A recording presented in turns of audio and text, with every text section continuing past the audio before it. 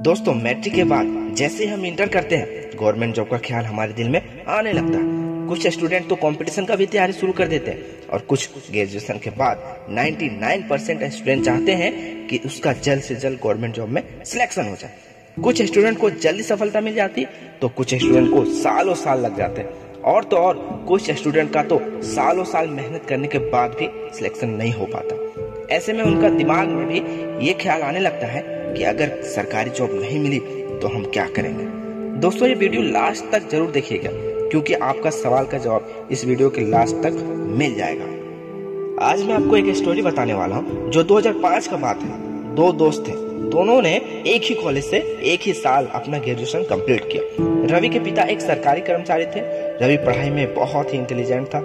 उसे ग्रेजुएशन में first division प्राप्त हुआ था। हालांकि दीपक भी पढ़ाई में बहुत अच्छा था, लेकिन उसे रवि से कुछ कम मार्क्स मिले जिसकी वजह से उसे सेकेंड डिवीजन प्राप्त हुआ। दीपक के पिता एक फार्मर थे। वो गांव में ही खेती किया करते थे। वो बहुत ही गरीब थे। दीपक के पिता चाहते थे कि उसका बेटा सरकारी नौकरी करे। दोनों दोस्त शहर में रहकर जनरल कंपटीशन की तैयारी करने लगा। दोनों ने काफी एग्जाम दिए लेकिन सफलता नहीं मिली। कभी प्रीलिम्स में पास हो जाते तो कभी मेंस में छट जाते, कभी तो कभी कुछ, कभी तो कभी कुछ। इस बार रवि और दीपक एसएससी सीजीएल में प्रीलिम्स के एग्जाम में अच्छे मार्क्स से पास हो गए।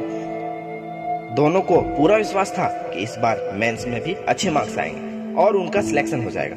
दोनों ने इसके लिए जमकर तैयारी शुरू कर दिया और फिर आखिरकार वो वक्त आ गया और जब एग्जाम हुई उसका रिजल्ट आया तो रवि का मेंस क्लियर हो गया और वहीं दीपक का क्लियर नहीं हो पाया। रवि का सिलेक्शन हो गया, उसको कोलकाता में ड्यूटी मिल गई। वो वहां चला गया। दीपक ने काफी बार एग्जाम दिया पर उसका एग्जाम क्लियर नहीं हो सका। अब उसको अपने माता पिता की भी चिंता होने लगी थी। गरीबी के साथ साथ वो उनके माता पिता भी बूढ़े हो चुके थे। फिर दीपक ने सोचा कि मुझे अब शहर जाना चाहिए, वहां पे कुछ काम करना चाहिए। वो शहर के लिए निकल पड़ा। वो दिल्ली आ गया और वहां उसे एक एक्सपोर्ट कंपनी में सुपरवाइजर की नौकरी मिल गई। वहां उसे 10,000 की सैलरी मिलती थी। दीपक के दिल्ली आने के बाद दोनों दोस्त एक दूसरे से मोबाइल में बातें किया करते थे और धीरे धीरे दोनों बात करते करते एक दिन डिसाइड किया कि हमें अब एक दिन मिलना चाहिए। फाइनली दोनों दोस्त 5 साल के बाद मिलने वाले थे और रवि जब कोलकाता से दिल्ली दीपक से मिलने के लिए आया, दीपक के बताए हुए एड्रेस पर रवि पहुंचा। उसने देखा वहां एक आलीशान बंगला है। रवि ने जब दरवाजा का बेल दबाया तो नौकर ने गेट खोला और उसे सलाम किया। जब वो अंदर जाता है उसने देखा बहुत ही महंगी महंगी कार वहां पर खड़ी है। रवि ने सोचा ये सब दीपक के मालिक का होगा और फिर वो बंगला के अंदर आया तो उसने देखा कि वहां दीपक के बूढ़े माँ बाप दीपक के बच्चे के साथ खेल रहे हैं। अब रवि को सारी बात समझ में आ गई थी। रवि और दीपक आपस में बातें करने लगे। रवि ने दीपक से पूछा कि ये सब कैसे।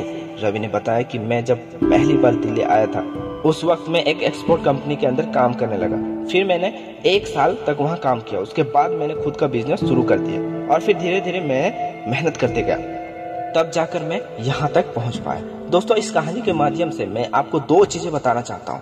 पहली बात, अगर आप सरकारी जॉब करना चाहते हैं तो कीजिए, अच्छी बात है, बल्कि बहुत अच्छी बात है। मेहनत कीजिए, फोकस कीजिए, लेकिन आप 5 साल तक, 7 साल तक, 10 साल तक प्रयास करते हैं, मेहनत करते हैं, उसके बावजूद भी अगर आपका सिलेक्शन नहीं हो पा रहा है तो एक बार आपको अपने आप को एनालाइज करने की आवश्यकता है। सरकारी जॉब नहीं मिल रही है तो क्या हुआ?